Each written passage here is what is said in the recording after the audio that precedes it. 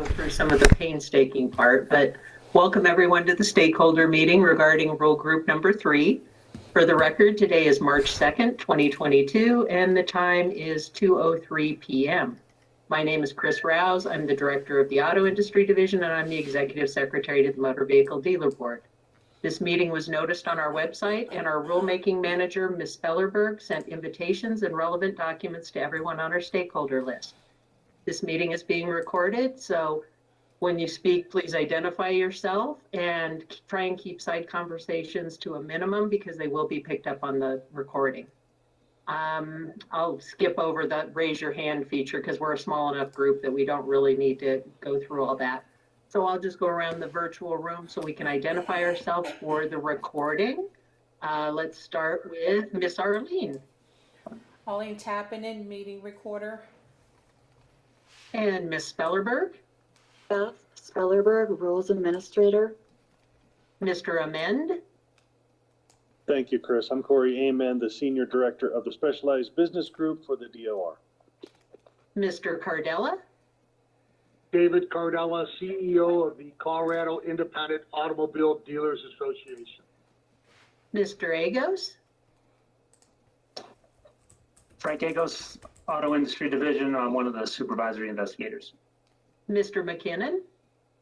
Mike McKinnon, Staff Attorney, CIADA. Ms. Breeden. Gloria Breeden, Compliance Investigator, Auto Industry Division. Mr. Opeka. I'm John Opeka. I'm the Acting Deputy Director for the Auto Industry Division. Mr. Dexter. Hey, I'm Josh Dexter. I'm a criminal supervisor with the Auto Industry Division. Good afternoon. Mr. Groves. Hi, Matthew Groves, Colorado Automobile Dealers Association. Mr. Callow. Mike Callow, Auto Industry Division Supervisor. And Ms. Colleen. Eric Colleen, Colorado Attorney General's Office, Assistant Attorney General. Thank you very much. So our work today will inform the draft rules that will be presented to the Motor Vehicle Dealer Board. It's important to remember that the Auto Industry Division can only propose rules. We're not the rulemaking authority. That's the Motor Vehicle Dealer Board. They're the ones that are empowered by statute to promulgate rules. We need to remain consistent with our guiding principles. The rules need to be transparent. They need to clearly articulate expectations of licensees, and the rules need to be grounded in law. Some background on why we're embarking on this rulemaking process. Congress enacted Title III of the Personal Responsibility and Work Opportunity Reconciliation Act of 1996, which amended the federal child support enforcement program. Of relevance here is 42 USC 666A16, under which the state has the authority to withhold or suspend driver's licenses, professional and occupational licenses, and recreational and sporting licenses of individuals owing overdue support or failing after receiving appropriate notice to comply with subpoenas or warrants relating to paternity or child support proceedings. In response to the Personal Responsibility and Work Opportunity Reconciliation Act of 1996, the Colorado General Assembly passed House Bill 97-1205. House Bill 97-1205 added several statutory provisions concerning occupational and professional licenses of those that are delinquent in their child support obligations. Section 2613-126 is part of the Colorado Child Support Enforcement Act. It authorizes the Department of Human Services to request the denial, suspension, or revocation of any professional, occupational, or recreational license issued by state licensing agencies after following certain requirements as far as communications with the child support obligor and exhaustion of the child support obligor's rights of review. Ms. Colleen has prepared the draft proposed rules that were sent out to all of the stakeholders by Ms. Spellerberg. There are two parallel rules, one pertaining to motor vehicles and one pertaining to power sports vehicles. This stakeholder meeting is scheduled for 2.5 hours, and hopefully it won't take that long. As we progress through this discussion, our rules administrator, Ms. Spellerberg, will be trying to capture language changes and revise the base draft rules that were sent out to you. She may ask you to repeat items or ask for language suggestions to modify the rules as we go along. And this is a tough job, so I ask for not only your participation, but your patience as we work through this drafting process. And I'll now turn it over to my colleague, Beth Spellerberg. Thank you, Chris. Good afternoon, everybody. Today we're talking about the two regulations having to do with the unfitness of financial character or record. And as usual, we do work in parallel regulations. So the first one we'll be discussing is the one for motor vehicles. And that statute, or that regulation, excuse me, is 1 CCR 205-1, regulation 4420-121-7C. And we basically just kept the regulation that's already on record and filed with the Secretary of State. And we just added proposed language, and the documents I sent out to you all, that proposed language is in red. And so without me having to like read this regulation to you, I'm just gonna read the sentence that pertains to the proposed change, which actually is almost the entire paragraph. Okay, the board in determining whether a licensee or applicant has demonstrated unfitness of financial character record will consider net worth, liquid assets, including cash, lines of credit, marketable securities, credit reports, unpaid judgments and or tax liens, delinquent debts, and then we're adding and bankruptcy status and child support obligation status. And then subparagraph 1 was already in the regulation. We added subparagraphs 2 and subparagraph 3. And in subparagraph 2, that's all new language. And I just want to mention to you that we did make a change subsequent to the documents being sent out to all stakeholders. So where that it states part 4 in subparagraph 2 is actually part 1. So we've made that change internally, but we decided not just to send you out additional documents just for that change. But what this talks about is anyone that is not at the time of an application has been made with us, if there's a court or administrative order with regard to any kind of arrears or retroactive child support or a current child support order, we can deny the application. Does anyone have any issues with that proposed language?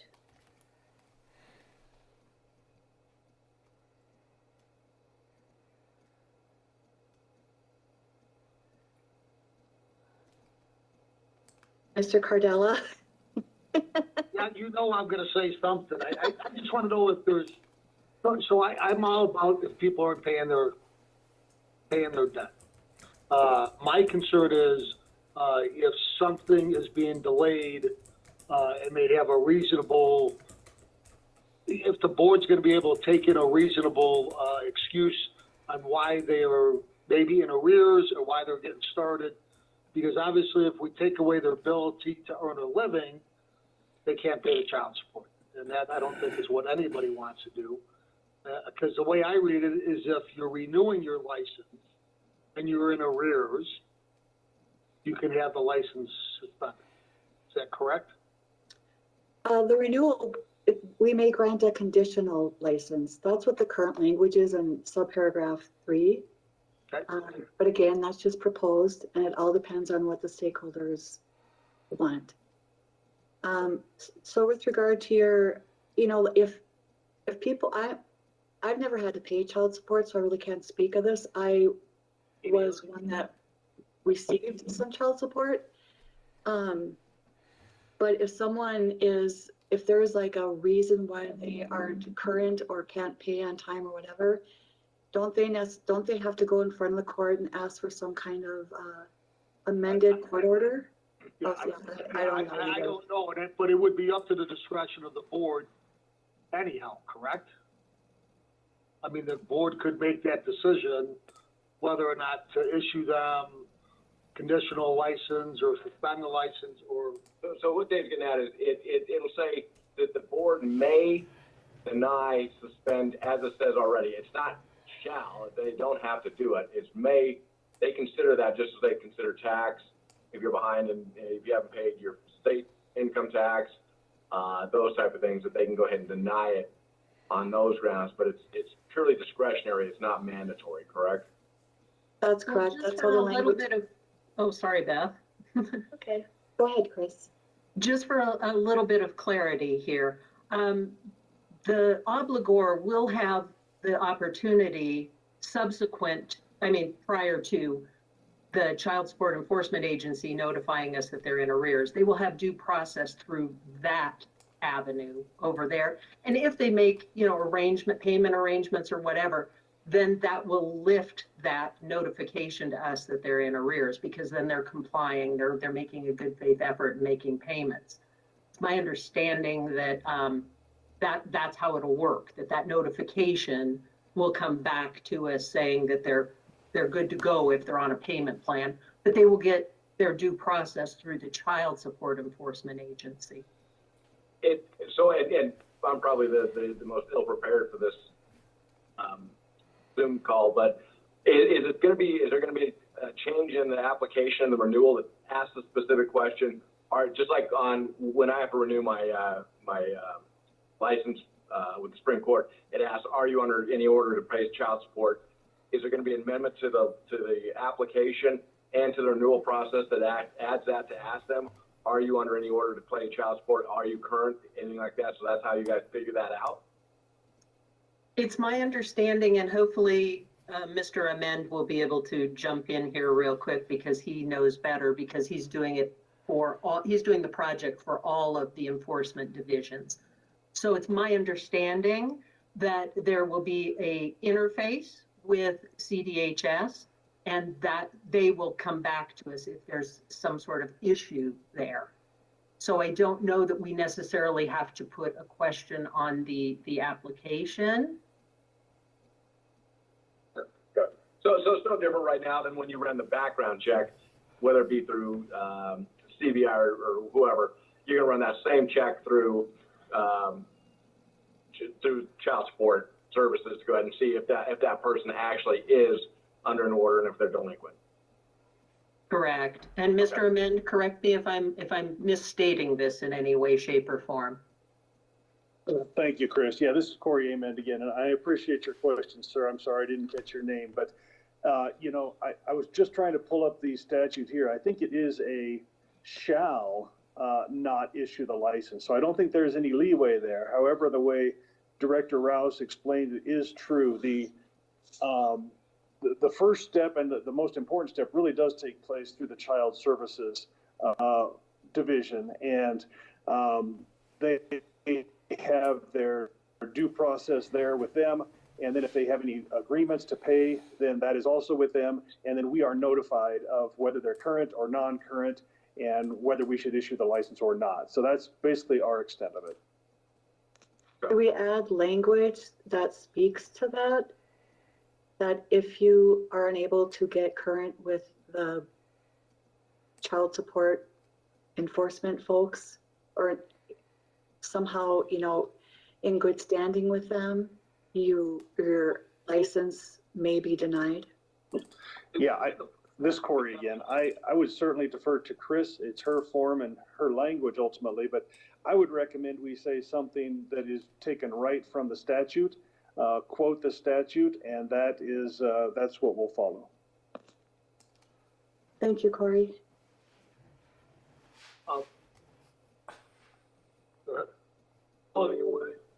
One of the problems is, I understand I don't do a lot of child support stuff, but I mean, those things can drag on. And basically at the end of the day is you could have an order from a court that basically goes ahead and finds that there's an arrearage, and then, you're attempting to make that arrearage. So I guess you're gonna have to quantify or qualify, do they have to come current? Do they have to go ahead and make arrangements to pay an arrearage while they're still paying the current child support? Because there are people out there that will be making arrearage payments and paying child support. They're trying to pay their current child support at the same time, and it may never show that, in fact, other than you're gonna have to go back and make sure that you're clear that they've made an agreement, just like if you owe state tax, because I know that the board's always considered that if you owe state tax, that they can go ahead and deny it.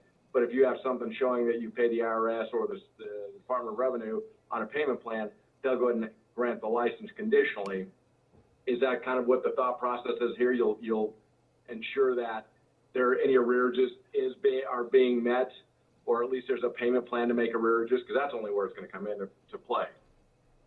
Right, and that notification will come to us from CDHS. You know, they'll let us know if somebody's on a payment plan. They'll say they're good to go, or you know, they won't be recommending denial or revocation in the case of an existing license. But and as far as the regulation says that the board shall consider, but it doesn't say that it shall consider for purposes of denial. It just shall consider things such as bankruptcy, financial, liquidity, all those type of things. It doesn't say in there that they have to deny a license. That's one of the things that they have to consider, though, in granting or denying a license. Correct? I'm going to let Ms. Colleen answer that one. The language I have is will consider. Well, consider. Right. Okay. Well, consider. It's a factor to consider when reviewing an application. It is not listed currently as a mandatory disqualifying, as an example. Okay. Correct. And to go back to your first question, you know, if you look at the child support enforcement statute, which is 2613-126, that lays out a very deliberate and detailed process, after which point the division would get a notification of either arrears or that they're clear. So it's a long process that had been going on for quite a while in order to get a possible denial notification from CDHS. Oh, we may be sitting on these applications for quite some time after all. So what's going to happen, though, in those circumstances, because it doesn't have to be issued within 120 days? What are you going to do? Because some of these things do take longer than 120 days. What's going to happen at that point? Well, the way that the child support statute is laid out, they have 30 days to come into compliance. Okay. So if they haven't come into compliance within that 30 days, we're going to take action to deny or revoke. Okay.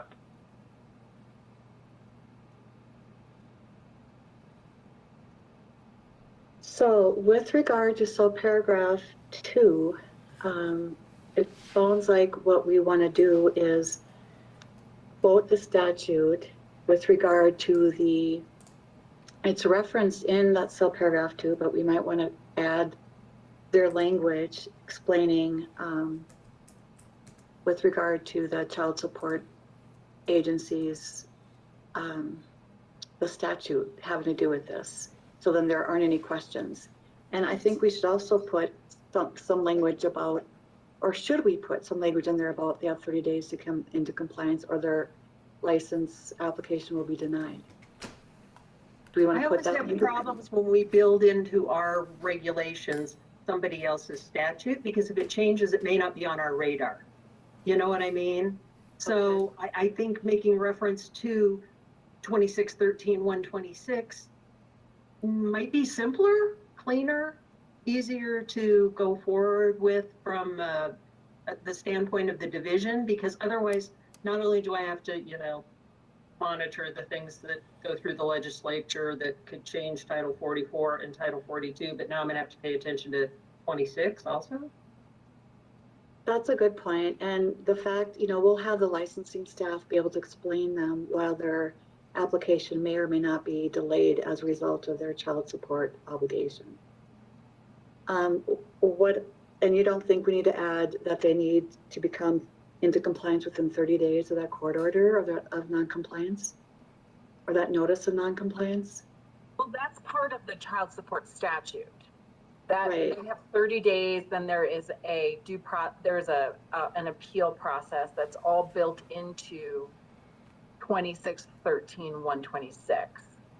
I understand that, but you know, it's sometimes easier if we have, I know, like, Chris, you're protecting our regulations from the standpoint of the division and trying to keep everything clean. But sometimes our applicants need a little bit more assistance and, you know, information more readily available. You know, I don't know if many of them are going to be looking up these child support statutes to find out the information. But again, we're going to have our licensing staff trained on this, so they'll be able to answer 20 questions with regard to this. But all right, I'm making that. There are also letters, template letters that will go out to people affected by this regulation. From the child support people or from us? From us. From us. When we get an application in, if we get a flag, for lack of a better term, from child support enforcement, that automatically generates a letter out of our system that says, you know, we've been notified that you may be in arrearages or you may have some issues with child support enforcement. Please contact the child support enforcement agency and get this taken care of. That's so perfect.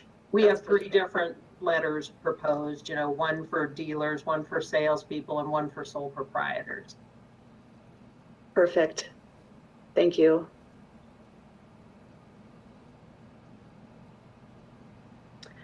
Should we move on to subparagraph? Oh, go ahead.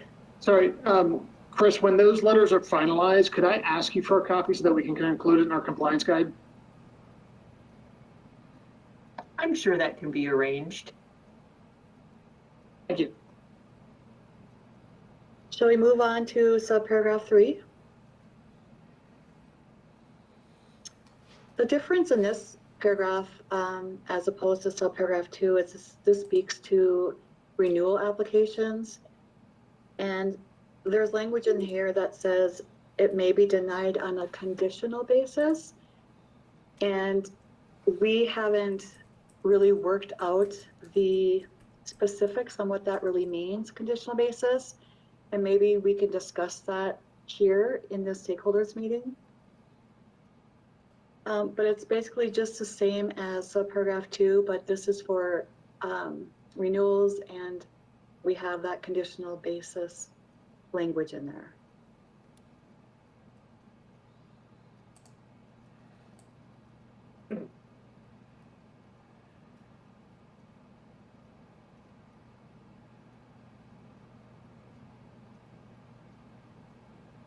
Any comments, suggestions?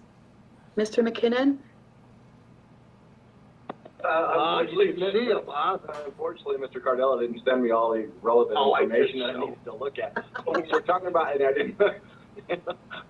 So we're talking about a conditional denial.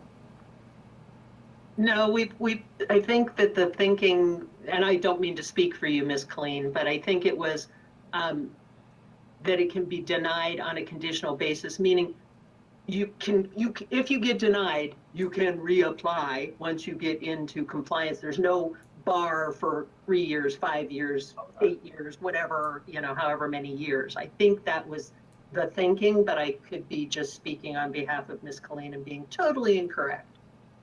No, you were correct. I think I'm not obviously wedded to that language, but I think the idea was, harking back to what Mr. Cardella said, we don't want to deny someone a living if they need to pay child support. So if you're have a renewal application and you are in arrears and the division gets notification of the arrears and you've already gone through your due process and you're still not in compliance, we want to be able to work with them to get them into compliance so that they can keep working. And I think we're open to how that may look, but our initial idea was it would be denied, but you'd be able to reapply.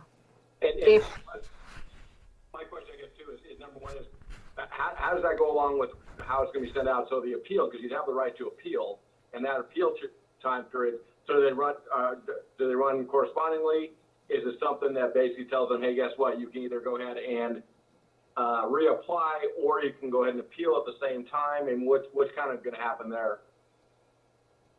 So the child support statute, which is referent 2613-126, it has several layers of appeals built into that statute. After those periods, which if you add it all up, I think it's about 90 days. If at that point, they've run through the debtor or child support obligor runs through their due process and doesn't come into compliance after appealing the child support order, then the division would get notice and that letter would be sent out. So it would not be concurrent. Ours would be subsequent to it. And then if they're denied, so their 60 days starts after they get that letter from you as far as. Right. Okay, so that makes some sense. So they're not in jeopardy of not having their appeal rights here because they're still going through the entire child support appeal part of it. Okay. Correct. That makes sense. Okay. And then now when they reapply, do they have to submit a whole new application fee? So are they going to pay the whatever it is again to apply? Yeah, they would have to put in the requisite fee for it. So it's in everyone's best interest for them to get it taken care of during that initial 30-day period before they get denied by us. Yes. Okay. But they have to actually then on the new application they have to put that they have been denied a prior license. Yeah. Okay. But again, that's one of those that the board would be looking for at, okay, you took care of what was the grounds for the denial in the first place, so we can go ahead and grant you the license now if everything else checks out. And I think under my delegation of authority, I would be able to approve that without it having maybe to go back to the board. I'd have to take a look at the delegation again, but I think that's covered under my delegation of authority from the board that I would be able to do that if there was, if that was the only circumstance, was, hey, I got denied 3 months ago because I was in arrears on my child support, but now I'm current. Here you go. Here's a new application and a new fee. And I think I would be able to do it under my delegation if there was no other, issues that needed to go before the board. And that's fair. I think that's a fair policy to let them come back and reapply instead of having to wait. So. Yeah.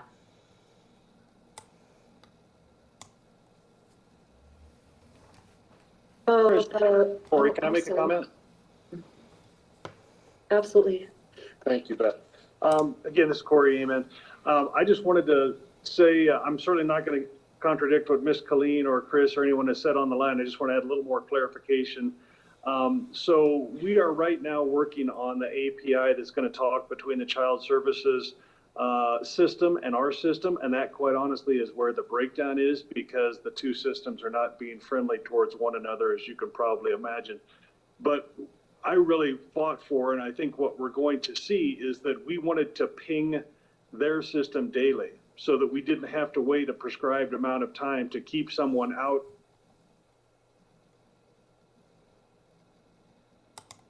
You locked up, Corey. Corey, you locked up. Maybe we did. Oh, any better? Yeah, that's better, Corey. Your voice went away for a while there. Sorry. I just said that we're going to ping their system daily so that we can keep people in employment. That's our goal. The other thing is CDHS, their system, they've gone back and forth on this, but I don't think they're going to jump in and out of stipulations. And here again, I'm just.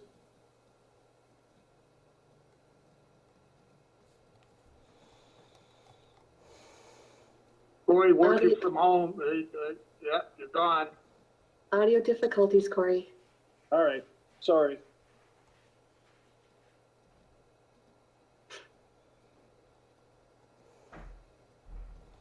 All right.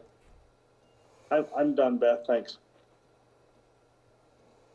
Thank you, Corey.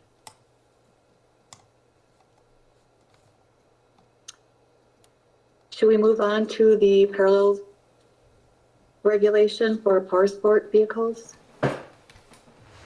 Yes, please. All right, thank you. So basically it's the same as the motor vehicles, except we did some reformatting. There's two regulations with regard to unfitness of financial character record, and one is 1 CCR 2052, 4420, 426C, and 1 CCR 2052 regulation 4420, 426D. What we did is, in order to be consistent with the motor vehicle regulation, where subparagraph 1, for some reason in the power sport vehicles regulation, they made subparagraph 1 under their regulation as a totally new regulation as 4420, 426D. So we are deleting that 4420, 426D and moving up to subparagraph 1. And the only reason is just be consistent in formatting with the motor vehicle regulation. Everything else is the same that we've already discussed with regard to motor vehicles and the power sport vehicle proposed language.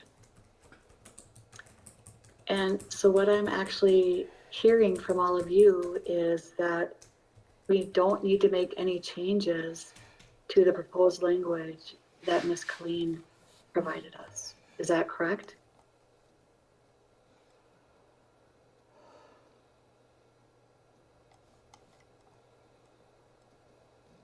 Did Mr. McKinnon leave? Yeah, I think we'll be right back in, but yeah. Okay. So Mr. Cardella and Mr. Groves, are we okay with going forward to the motor vehicle dealer board with the language that Ms. Fellerberg sent out to you? Yeah, I think so. Matt, what do you think? Yeah, I'm good with it. Fantastic.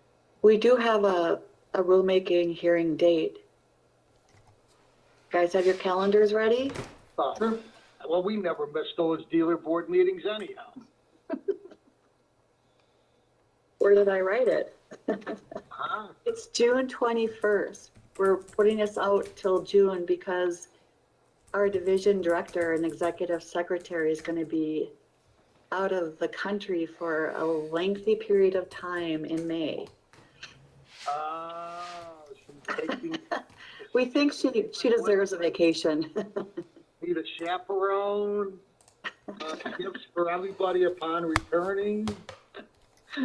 Yeah, we won't be having a motor vehicle dealer board meeting in May because that would be very unfair to do to John Opeka because I won't be in the country for the May meeting. So we won't have one until, again, well, obviously we're going to have a March one and an April one, but we wouldn't be having the rulemaking hearing until June because the May meeting is being taken off.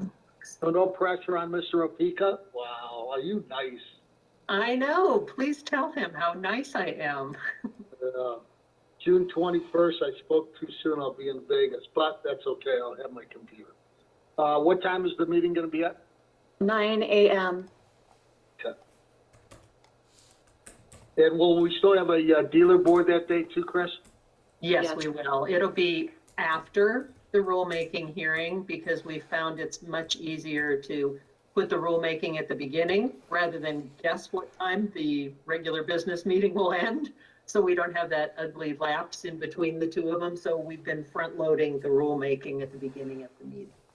Yep, perfect. Duly noted. Okay. I want to thank everyone for their time and commitment to this rulemaking Group 3 process. We couldn't do it without you, so thank you for being here. Wow, could you tell that to my wife? Let me get her on the phone. Mrs. Cardella. So he's lying. Thanks, guys. We really appreciate it. Thanks for the meeting. Thank you. Bye-bye.